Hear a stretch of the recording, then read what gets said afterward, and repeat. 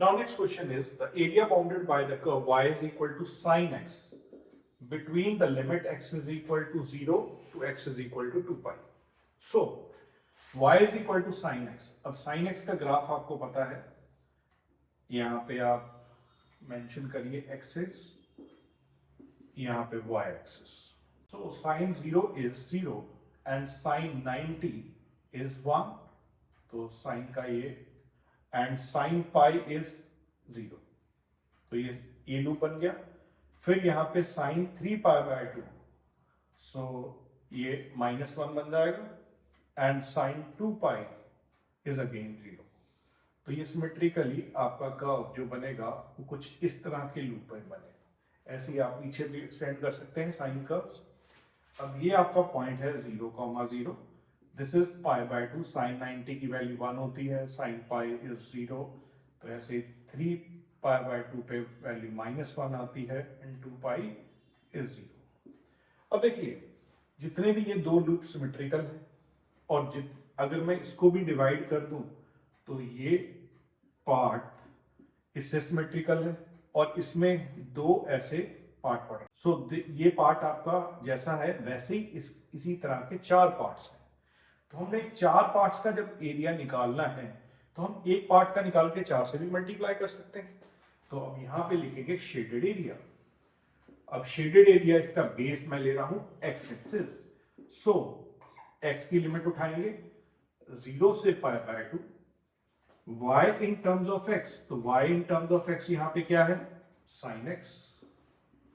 अब यहां पे sin x का एरिया, sin x का इंटीग्रल क्या होता है, sin x का integral is minus cos x.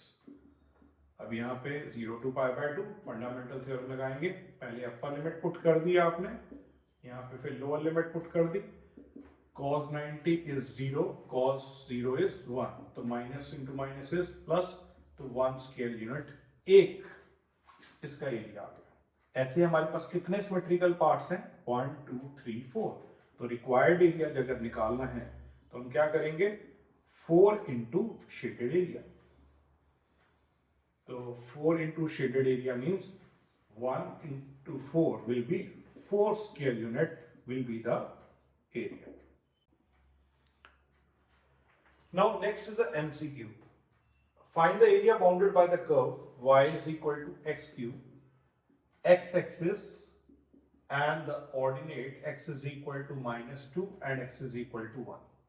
देखिए ये आइडेंटिफाई किया, ये कर्व है, इसका ग्राफ कैसे बनता है. तो अप्रोक्सीमेटली अगर आप कुछ पॉइंट कंसिडर कर लें you will able to find the graph of this function.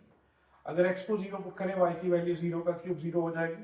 1 put करें तो 1 का क्यूब 1 हो गई. 2 पुट करें 8 आएगा और -1 पुट करें -1 ही आएगा और -2 पुट करें तो -8 आ जाएगा. तो इसका ग्राफ कुछ इस तरह बनेगा. This is y axis and this is x axis. So 0 पे 0 वैल्यू है, 1 पे 1 है, ठीक है, और 2 पे 8 आ रही है वैल्यू. ऐसे ही -1 पे वैल्यू आपकी क्या है, -1, यहाँ पॉइंट आ जाएगा. और -2 पे आपका कुछ -8 आ जाएगा नीचे पॉइंट. तो इसका ग्राफ कुछ ऐसे बनेगा. This is your graph of y is equal to x cube. ठीक है, क्लियर हो गया आपको ये ग्राफ कैसे बनाया. तो this is y is equal to x cube. अब हमें इसका ग्राफ किस में बनाना है, x is equal to -2. x is equal to -2 is this vertical line. तो अप्रोक्सीमेट ग्राफ बना रहे हैं and x is equal to 1. So x is equal to 1 ये आपका बन गया. ठीक है, तो एरिया कौन सा शेड होगा, y is equal to x cube, ये आपके पास कर्व हो गया. x एक्सिस ये आपके पास एंड ये x इज इक्वल टू -2. तो आपका एरिया ये बनेगा. ठीक है, and x is equal to 1 के साथ ये वाला एरिया बन रहा है. तो दो एरिया बन रहे हैं. इस एरिया को हम रीजन 1 मान लेते हैं, इस एरिया को हम रीजन 2 मान लेते हैं. तो एरिया निकालना है, shaded area is given by area of region 1 plus area of region 2. दो रीजन के एरिया को आपको ऐड करना है. तो क्या करेंगे, अब ये देखिए, अगर ये मैं पॉइंट ऑफ इंटरसेक्शन की बात करूं, x की वैल्यू ये -2 है, x की वैल्यू मैंने -2 इसमें पुट की तो y की वैल्यू -8 आ जाएगी। अगर x इज इक्वल टू 1 इसमें हमने कर्व में पुट की तो इसका मतलब यहाँ पे पुट करेंगे तो y की वैल्यू 1 आ गई। तो अब देखिए, अब एरिया निकालना है, इसका बेस x एक्सिस है, तो हम एरिया कैसे उठाएंगे, limit lower limit to upper limit, तो यहाँ पे क्या आएगा, -2 से 0, -2 से 0 and y in terms of x, तो y in terms of x यहाँ पे क्या है, x3, तो यहाँ x3 लिख लिया। अब ये एरिया को आपने मॉड में लिखना है कि अगर नेगेटिव ही आता तो वो पॉजिटिव कर देंगे। अब अगेन 0 to 1, अब 0 to 1 है, ये कर्व के नीचे ये वाला एरिया आएगा, यहाँ हमने पहले ये वाला निकाला, अब ये वाला एरिया निकालेंगे, और y in terms of x क्या है, दैट इज x3, तो 0 to 1 y in terms of x is x3। चलिए सिंपल है, इसका एरिया निकालते हैं, x4/4, यहाँ पे आएगा -2 to 0, और यहाँ पे x4/4 0 to 1, पहले अपर लिमिट पुट करेंगे, आप 0 पुट करेंगे, 0/4 विल बी 0, फिर लोअर लिमिट पुट करेंगे -2⁴/4, और यहाँ मॉड चल रहा था आपका, ठीक है, और यहाँ पे अपर लिमिट पुट की 1⁴ इज 1/4 एंड यहाँ 0 आ गया, तो ये बन गया आपका माइनस, ये प्लस हो जाएगा, इट इज -16/4, लेकिन यहाँ पे अगर इसको कैंसिल कर देंगे ये 4 आ जाएगा, तो मॉड ऑफ -4 इज +4, और प्लस यहाँ पे 1/4, सो 4 4s are 16, 16 plus 1 is 17/4 square unit is a area bounded between the curve. Now last MCQ is find the area bounded by the curve y is equal to x mod x, x-axis ordinate x is equal to -1 and x is equal to 1 is given by। देखिए यहाँ पे मैंने पहले बताया था कि mod function की definition क्या होती है, मॉड की वैल्यू या तो होती है पॉजिटिव या होती है उसकी वैल्यू नेगेटिव। पॉजिटिव कब होती है, if x is greater than equal to 0, और नेगेटिव कब होती है, if x is less than 0। तो अगर हम इसको सिंप्लीफाई करें तो y इज इक्वल टू ये बन जाएगा x², और ये बन जाएगा -x², when x is greater than equal to 0 and x is less than 0।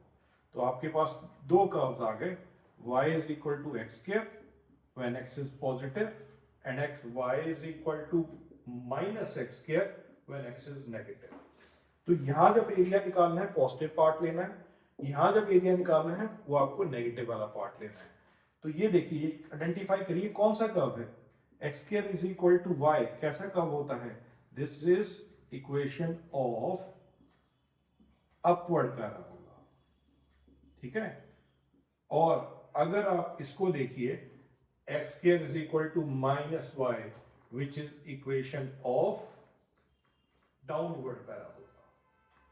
अब ये अपवर्ड और डाउनवर्ड पैराबोलास आपको पता है दोनों ही रीजन से पास कर रहे हैं। अगर x को 0 करें y 0 हो रहा है, तो ये इसका कुछ कर्व ऐसे बनेंगे, it is x² is equal to y और x² is equal to -y।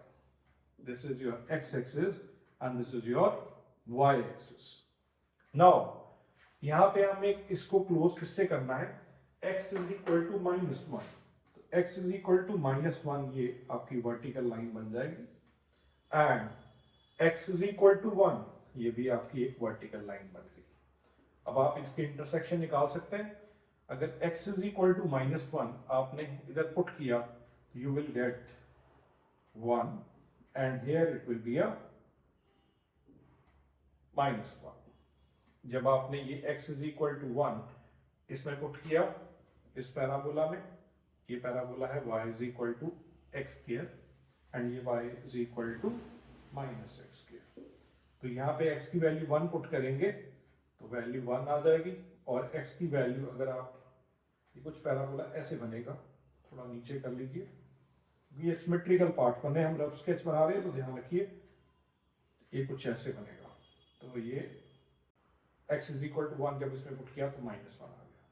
अब हमें एरिया कौन सा निकालना है? अब देखिए पोर्शन आपके पास 1 2 3 4 बन रहे हैं, पैराबोलास एंड 2 लाइंस, लेकिन हमें एरिया कौन सा निकालना है? y is equal to x square, ये रहा, और इसके साथ क्या है? x इज पॉजिटिव, तो हमें एरिया कौन सा फाइंड आउट करना हो? या नेगेटिव आ रहा है, ये नहीं निकालना, ये वाला एरिया निकाल लीजिए। ठीक है, तो ये आपका डिस्कार्ड हो गया। Next y is equal to minus x square, ये पैराबोला बना था downward, and x is negative, अब x यहां पॉजिटिव है यहां नेगेटिव है, तो ये आपका डिस्कार्ड हो गया। पैरा एरिया निकालना है अपने ये वाला। अब ये चारों पार्ट सिमेट्रिकल हैं, हम एक निकाल के अगर ये चारों का निकालना होता तो 4 से मल्टीप्लाई कर सकते थे, बट हमने 2 का निकालना है, तो हम एरिया कैसे निकालेंगे? देखिए limit shaded area is equal to, limits आपकी किसकी चलेंगी? x की। अगर मैं बेस यही ले रहा हूं तो x की लिमिट उठाएंगे 0 से 1, 0 से 1, y in terms of x is x square. अब आप इसको इंटीग्रेट करिए, x cube by 3, 0 to 1, fundamental theorem लगाएंगे, 1 का क्यूब 1, 0 का क्यूब 0, तो 1/3 square unit is a area of this part. This is first part. अगर हमने इन दोनों पार्ट्स का एरिया निकालना है तो required area is 2 times of shaded area. Region 1 और रीजन 2 का निकाल देंगे, 2 into 1/3 it is 2/3 square unit is an area of this 2 part.